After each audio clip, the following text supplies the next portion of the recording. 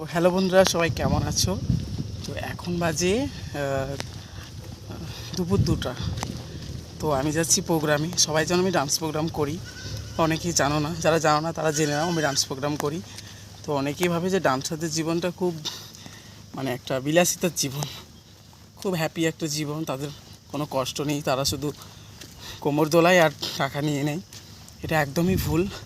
তো তোমাদেরকে আমি একটা জিনিস দেখাচ্ছি। দেখো, এই রোদের মধ্যে এখন বেরিয়েছি, রাস্তায় কেউ নেই, কারণ কোনো টোটো পাওয়া যাচ্ছে না। এখন আমাকে হেঁটে হেঁটে 3 কিলোমিটার রাস্তা যেতে হচ্ছে, কারণ এখন আমাকে আমাদের টিম মালিকের বাড়ি যেতে হবে। প্রোগ্রাম আছে অনেক দূরে, 4টায় গাড়ি বলেছে, এবং আমি যাচ্ছি এখন বাস স্টপ। 3 কিলোমিটার হেঁটে হেঁটে আমাকে যেতে হচ্ছে।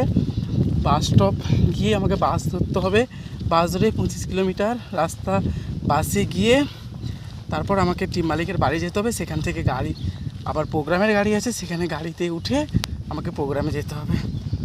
তো বুঝতেই পারছো কতটা কষ্ট, বা কী আর বলবো।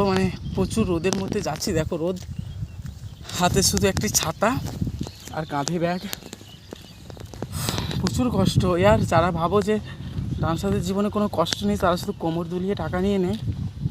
আরও আছে, আমাদেরকে কখনো কখনো কোথাও কোথাও রাতও কাটাতে হয়, এরকম সমস্যাও আমরা পড়তে হয় আমাদেরকে। তো কষ্ট না করলে কিছুই হয় না।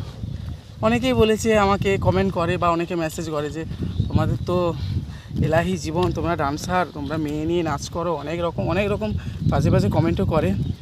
তো তাদেরকে বলতে চাই, ভাই একবার ডান্স লাইনে ঢুকে দেখো, পুরো না জীবন স্যাঁকা হয়ে যাবে। ঠিক আছে? তো টাটা সবাইকে, সবাই ভালো থেকো।